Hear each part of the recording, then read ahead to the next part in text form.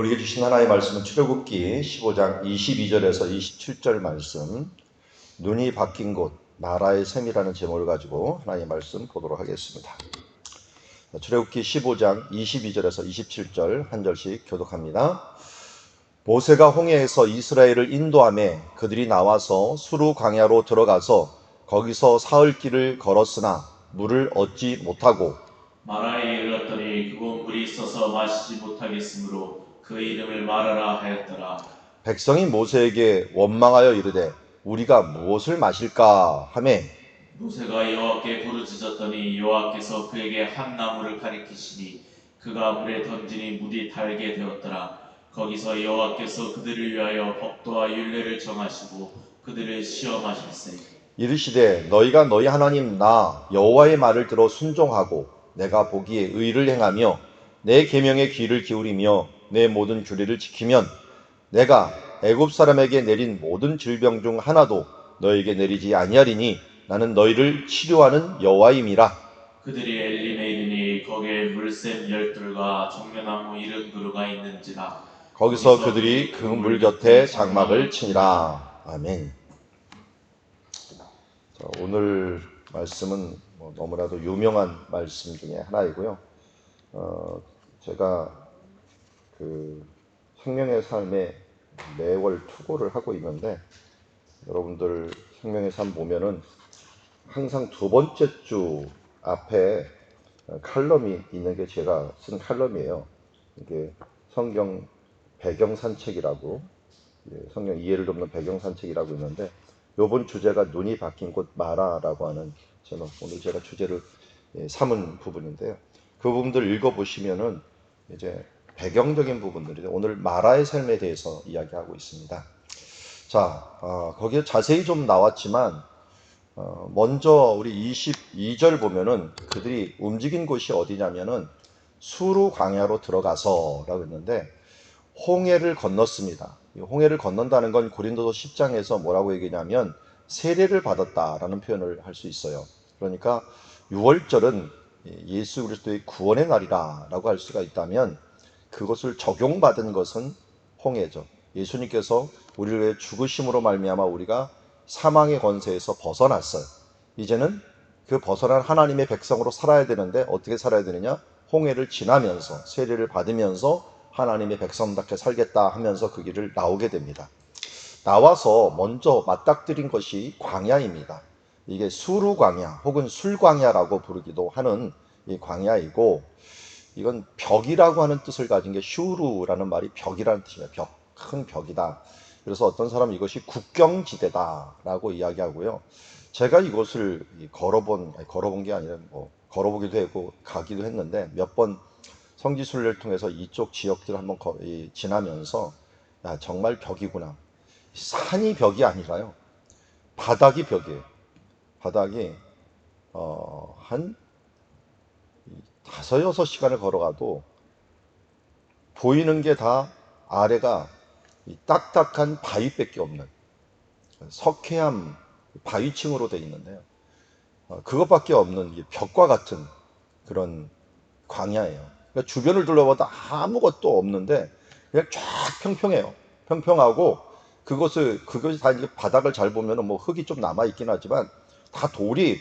돌로 거의 딱딱하게 된 이 석회암층으로 되어 있는 이 큰 바위처럼 되어 있고 벽처럼 되어 있는 그것을 지나게 되는 게 수르 광야라고 할 수가 있는데요. 이런 이 광야를 만나게 됩니다. 그래서 이쪽 수르 광야길은 웬만해서는 걷기 힘든, 물론 유목민들이 이제 아브람 같은 사람들이 갈 때는 걷기는 했지만 그럼 웬만해서는 걷기 힘든 그런 광야라고 할 수가 있습니다. 이쪽으로 당연히 갈 수가 없으니까 거기서 홍해 변유로, 이 바닷가 변유로 가야지 물이 나와요. 우리 뭐 제주도 같은 데 보면은 바닷가 주변에 마을이 있죠. 이 마을이 있는 이유가 거기서 물이 나오기 때문에 그래요. 산에서 중턱에서 이렇게 물 나오는 게 아니고요. 바닷가 근처에서 이렇게 압력에 의해서 물이 나오는데 그쪽 길을 따라서 걷게 되어서 사흘 길을 걸었다라고 이야기하고 있습니다. 자, 그런데 이 사흘 길이라는 말이 출애굽기에만 나와요. 출애굽기만 4번이나 요번째 나오게 되는데요. 첫 번째 출애굽기 3장 18절에 이 하나님께서 이렇게 얘기해요. 하나님 여호와께 제사를 드리려 하오니 사흘길쯤 광야로 가도록 허락하소서 하라 하면서 여호와께서 모세에게 이 말을 집어넣으실 때 너는 가서 이렇게 말하라 라고 할 때 사흘길 좀 광야로 가도록 허락하라. 왜요? 제사를 드리도록. 여호와께 제사를 드리려 하오니. 5장에도 마찬가지예요. 5장 3절에 바로에게 이제 첫 번째 가자마자 바로에게 맞땅뜨리면서 얘기를 합니다. 내 백성을 보내라 라고 하면서 우리가 여기 이렇게 나왔죠. 히브리인의 하나님이 우리에게 나타나셨은즉 우리가 광야로 사흘길쯤 가서 우리 하나님 여호와께 제사를 드리려 하노라 하면서 하나님께서 우리에게 나타났기 때문에 사흘길쯤 가서 예배를 드려야 된다. 출애굽기 8장 27절에도 얘기합니다. 개구리 재앙이 끝난 다음에 이렇게 얘기해요. 우리가 이 사흘길쯤 광야로 들어가서 우리 하나님 여호와께 제사를 드리려 하되라고 하면서 3번이나 이 부분들을 강조하고 그 사흘길이 드디어 완성이 되는 시점이 여기입니다. 과연 사흘길이 뭐기에 자꾸만 사흘길을 간다라는 말을 할까요? 사흘길 정도면 그냥 물리적으로 보면은 애굽의 어떻게 보면 경계를 벗어난다. 애굽의 그 영향권에서 벗어난다라고 하는 그런 의미도 있을 수 있습니다. 그러나 우리는 사흘길을 와서 이스라엘 백성이 무엇을 했느냐 하는 것을 보면은 왜 사흘길을 가라고 하는 이유를 알겠죠. 그게 오늘 마라의 사건이에요.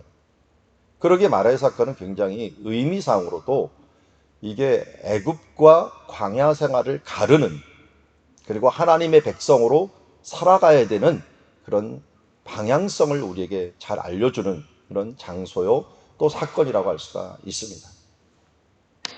앞에 보면 마라의 샘이 보이죠. 최근에는 이집트 당국에서 이거를 뭐 관광화 시킨다고 너무 꾸며놔갖고 이 모습이 없어졌더라고요. 막 너무 판대고 막 만들어 버려갖고 자연스러운 부분들이 없어졌는데, 옛날에 제가 자연스러웠던 것들을 사진 찍었던 것을 보게 되는데요. 저 멀리 여러분 지금 보이는 게 야자수도 보이고 종려나무 보이죠. 그리고 더 멀리 보면은 뭐가 보이냐면 바다가 보여요. 바다. 멀리 수평선이에요. 지평선이 아니라 수평선이 보이는데 사실은 먼 곳이 아니에요. 1.6km밖에 안 돼요. 1.6km 편에는 바다가 있고 그 다음 물이 이곳에 있는데요. 원래 이 물이 지금도 쓰다고 합니다.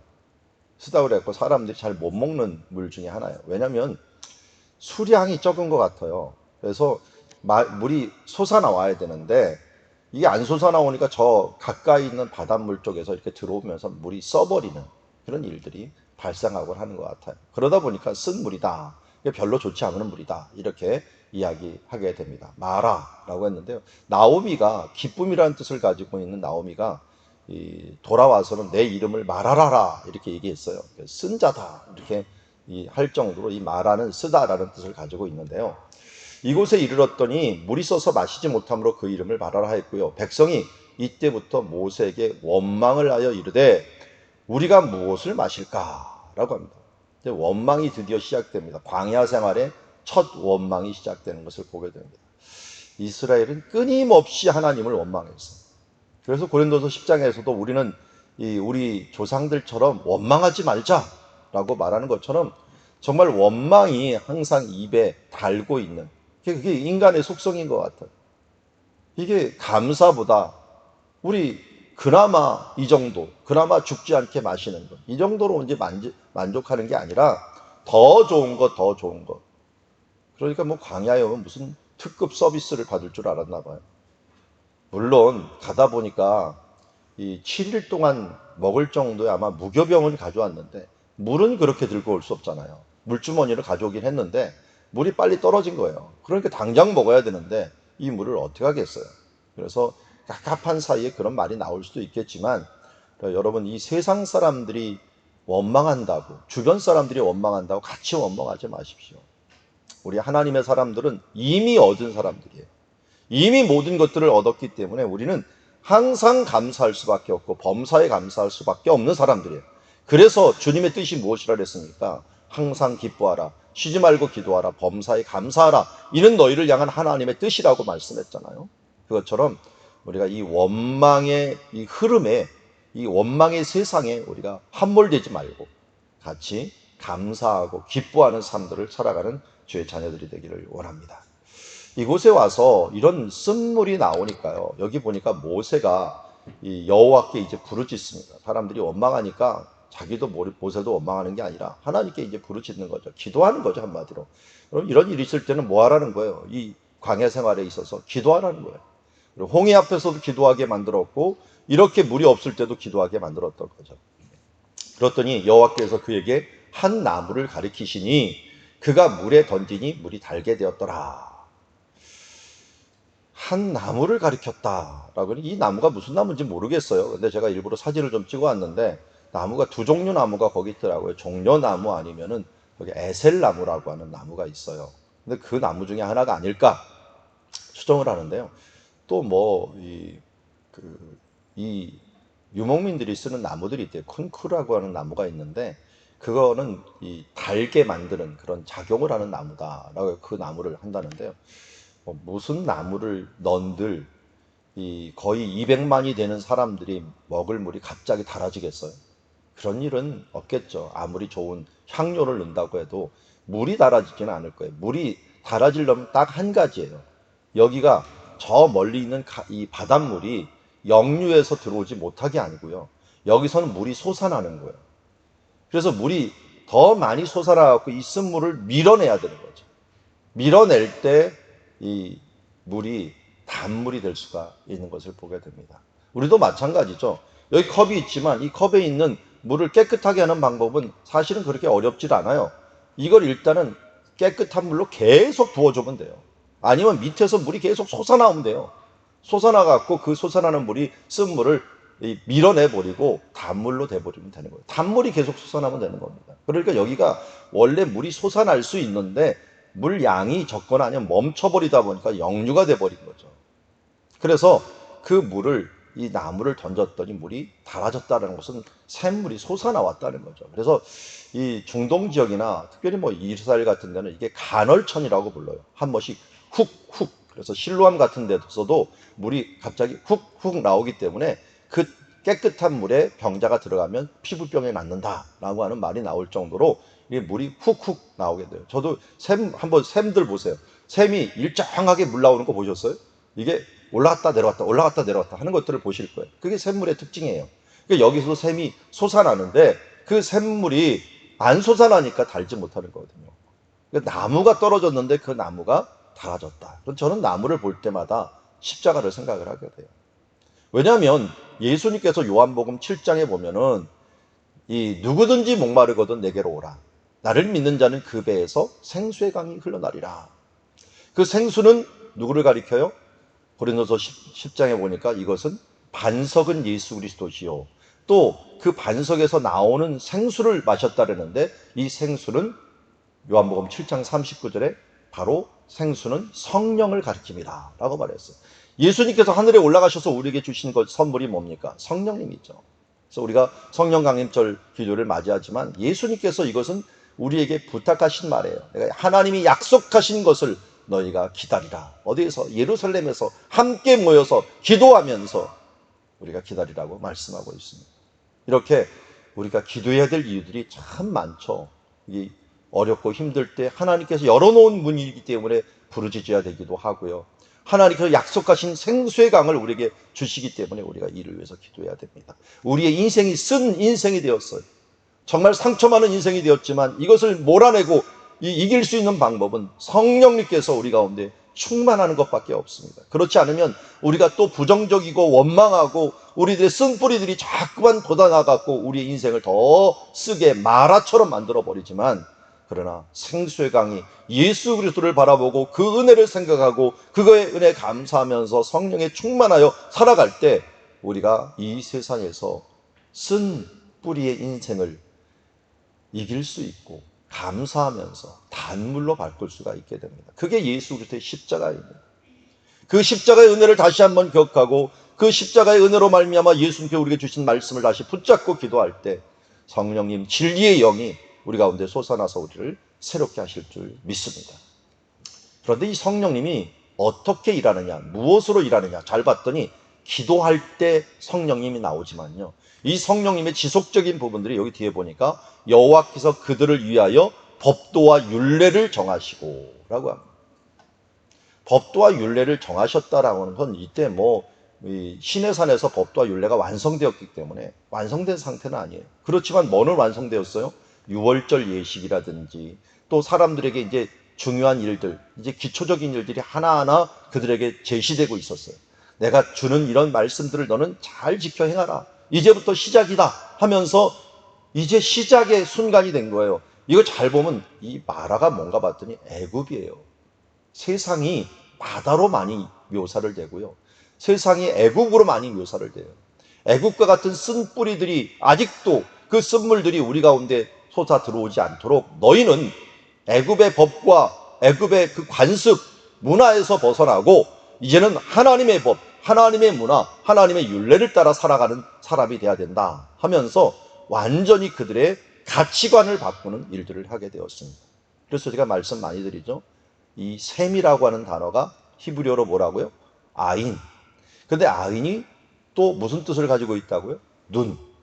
그러니까 셈이 눈이기도 한데 이 셈을 바꿨다는 건 히브리인들에게는 이 구약 성경에서는 셈이 바뀌었어? 무슨 눈이 바뀐 일이 있어? 라고 하는 일들을 생각하게 됩니다. 모세도 그래서 처음 기적이 지금 셈을 바꾸는 것이었고요. 사실은 맨 처음 기적도 물을 바꾸는 기적들이었고 엘리사도 여리고의 셈을 바꾸는 일이었고 예수님도 셈에서 떠온 이 물을 바꿔서 포도주로 바꾸는 일이 처음 이적이었던 것도 이러한 눈, 가치관을 바꾸는 것들이 중요했다라고 하는 것을 우리에게 알려주고 있습니다.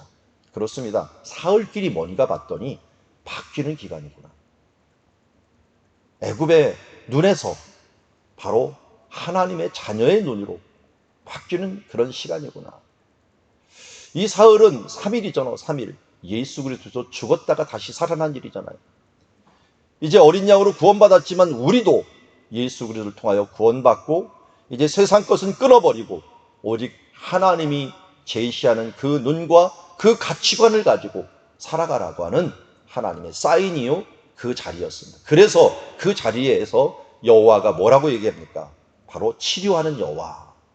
물론 육신적인 것도 의미하지만 이건 영적인 것들을 다 포함을 하고 있습니다. 그래서 26절에 이렇게 얘기합니다. 이르시되 너희가 너희 하나님 나 여호와의 말을 들어 순종하고 내가 보기에 의를 행하면, 여기 순종이라는 말이 들어간 것은 법도와 율례를 지금부터 하나하나 알려줄 테니까 그 말에 따라서 순종하며 살라는 것입니다. 그렇게 행하면 내 계명의 길을 기리면 내 모든 규례를 지키면 내가 애굽 땅에서 내린 모든 질병 중 하나도 너에게 내리지 아니하리라. 저희 강조를 굉장히 많이 했어요. 순종하면, 의를 행하면, 계명의 길을 기울이면, 규례를 지키면 4번이나요. 실천을 정말 말씀대로 실천하는 삶을 살아라. 그냥 듣기만 하지 말고 이 물을 마시고 움직이는 삶들을 살아라 하면서 그 삶에, 그래서 히브리인들은 항상 2가지 면에서 이 초점을 맞춰요. 말씀을 볼래도 이게 하나님께서 무엇이라고 이야기하는가, 그래서 아가다라고 하는 이야기를 봅니다. 그리고 나서 거기서 꼭 뭘 보냐면 할라카를 봐요. 할라카는 게 행동해야 될 것이 무엇인가에 대한 부분이에요. 그래서 우리도 큐티할 때 하나님이 뭐라고 말씀하시는가에 대한 부분들을 초점을 맞춰야 되고요. 두 번째는 어떻게 해요? 무엇이라고 행동해야 되는가 하는 부분. 이 유대인들이 해석하는 이 탈무드가 그렇게 돼 있어요. 아가다가 뭐고 할라카가 뭐냐라고 하는 면으로 했는데 우리도 마찬가지입니다. 하나님 앞에서 우리가 하나님의 뜻이 무엇이고 우리가 행동해야 될 것이 무엇일까 하는 것을 항상 우리의 말씀을 들으면서 기도를 하면서 깨달아야 돼. 하나님의 은혜를 깨닫고, 그러니 이제 우리가 어떻게 살아야 될 것인가. 유대인들은 거꾸로 했죠. 해야 될 것이 뭐지? 그러면 여기서 우리는 나는 어떻게 삶을 전개해야 되지? 하면서 이야기로 뭔가 풀어가려는데 예수님 안에였죠. 하나님의 뜻이 무엇인가 하는 것들을 자세히 살펴서 이제는 우리가 행동해야 될 것이 무엇인가. 이 행동도 굉장히 중요해요. 순종하고 의를 행하고 그 계명에 귀를 기울려고 노력을 하고 규례를 지켜나가는 삶. 그러면 어떻게 돼요? 우리 삶이 건강해지죠. 여기서는 뭐라고 합니까? 애굽 사람, 세상에게 내리는 질병 중 하나도 너에게 내리지 아니하리라. 우리 그리스도인까지 이런 질병이 오고 팬데믹이 온 이유는 뭡니까? 바로 우리가 하나님의 말씀을 이렇게 대하지 않았기 때문에 그렇습니다. 순종하고 의를 행하고 귀를 기울이고 어떻게든지 그 규례를 지키려고 노력하지 않았기에, 우리 때문에, 교회 때문에, 그래서 한국교회도 이단들을 먼저 쳐버리고 교회들을 먼저 치면서 손가락질 받게 만듭니다. 이것은 우리의 수치요, 우리가 기도하지 않고 우리가 주님 안에서 행동하지 않았기 때문에 일어나는 일들이라고 하는 것이 1차적인 책임이 우리에게 있다는 걸 잊지 말아야 돼요. 왜? 하나님은 믿음의 사람들을 기준으로 세상을 움직여 가고 있기 때문에요. 성경의 역사를 보십시오. 믿음의 사람이 항상 주인공에 있습니다. 그런데 주인공이 무너져 버리면 모든 주변에 있는 것이 무너지잖아요. 창세기를 보세요. 인간이 타락하니까 세상이 모두 타락해 버리잖아요. 쓴뿌리들이 나고 가시덤불이 나고 동물들도 으르렁거리기 시작합니다. 왜요? 인간이 죄를 짓고 타락하니까 다른 모든 곳에 다 죄의 영향력이 미치게 되지 않습니까? 그래서 우리 믿는 사람들이 그만큼 중요하다는 거예요. 저도 중요하고 여러분들도 중요하고 각 가정에서 또 각 위치에서 너무나도 중요한 위치에 있다는 것을 잊지 말으시기 바랍니다. 그런데 우리에겐 소망이 있습니다. 바로 예수 그리스도, 치료하는 여호와가 우리 가운데 있기 때문입니다. 이걸 히브리어로 뭐라 합니까? 여호와 라파. 여호와 라파 대신 주님께서 우리 가운데 계시기에 우리를 치료할 수 있기에 우리는 이 말씀을 붙들고 규례를 붙들고 예수 그리스도의 그 십자가를 다시 한번 내 마음에 던져 놓으면서 쓴 마음 가운데, 그래, 십자가만이, 예수 그리스도만이 우리의 모든 해결점이지. 그분을 바라보다 보면, 그분을 따라가다 보면 생수의 강이 흘러나오며 새로운 기쁨의 나날이 새롭게 치료되는 역사가 우리 가운데 있어지는 줄 믿습니다. 육신은 날마다 우리가 쇠퇴하지만 우리의 영은 생명과 평안으로 사로잡혀 있을 수 있는 것들은 바로 주님께서 우리에게 나무를 던져주셨고 십자가를 던져주셨기 때문에 우리의 마음속에서 쓴 물이 아닌 단물이 나와 생수의 강이 나와 우리의 삶을 새롭게 하시는 줄 믿습니다. 여러분, 이 하나님을 바라오며 이 십자가를 바라오며 살아가는 우리들이 되기를 원합니다. 그러다 보면 광야 생활이 힘들고 지쳐 있을지라도 곧바로 어떻게 해서 하나님이 뭘 해주십니까? 이제는 물, 샘이 하나 도착을 하는데 12개의 샘이 나타납니다. 실제로 이 시내산 근처에 보면 12개의 샘처럼 물이 많이 나오는 지역이 하나가 있어요. 여기 아마 이 엘라 골짜기가 아닐까, 이 엘림이 아닐까라고 하는 생각을 합니다. 그리고 거기에는 샘이 많으니까 이 종려나무가 굉장히 많았던 것 같아요. 이른 구루가 있었다라고 하는데요. 이 이른 구루 좀 재밌잖아요. 12, 70. 그래서 12사도, 이 70문도. 예수님이 파송했던 사람들, 이런 사람들이에요. 이런 뭐 완전수에 해당하는 이런 부분들이 가득했다 그랬고, 또 여기 종려나무 잎사귀들을 보십시오. 천사들의 이 날개처럼 생겼어요. 종려나무가. 우리 소철 비슷하지만 소철의 크기보다 여러분들 뭐 엄청나게 큰 건 아시죠? 그것처럼 천사들의 날개처럼 그들을 70개의 이 종려나무가 사람들을 맞이하고 12개의 샘들이 그들을 맞이하면서 어서 오십시오 하면서 이 치료받은 자들에게는 하나님께 열어놓은 문들이 있고 또 생수의 강이 이렇게 흘러나는 모습을 보게 됩니다. 엘림이라는 뜻 자체가 종려나무라는 뜻을 갖고 있습니다. 이 종려나무들이라는 뜻을 갖고 있는데 하나님께서 우리를 맞이해 주시고 또 인도해 주시는, 그래서 우리 예수님이 입성하실 때 어떻게 했습니까? 종려나무 가지를 흔들었는데 아예 하나님께서는 어서 오너라 하면서 종려나무를 심어 갖고 이스라엘 백성들, 하나님의 백성들, 하나님의 자녀들을 환영하는 모습을 보게 됩니다. 오늘도 우리가 이 엘림의 이 기적처럼 천사가 이제 그 날개를 펴갖고 이 성막 가운데 함께 있는 것처럼 우리가 하나님의 성소로 나가는, 우리 앞에 본문에서 보았잖아요. 이 이스라엘 백성들이 왜 출애굽하느냐? 여호와의 성소로 나가기 위함이다. 여호와의 처소로 나가기 위해서, 예배하러 나가기 위함이다 했어요. 하나님의 예배 처소로 나가는 이 백성들을 지금 환영하고 나아가는 모습을 보게 됩니다. 물론 이제 앞으로 이 예배 자리에 나아가려면 방해하는 많은 세력도 있고요. 어지러운 분들은 있지만 주님은 근본적으로 우리를 보호하시고 인도하여 주셔서 예배자로서의 삶을 살아가고자 하는, 이제 사흘길에 그 새로움을 경험하고 하나님께 나아가는 주님의 자녀들과 함께하는 줄 믿습니다. 오늘 말씀을 정리합니다.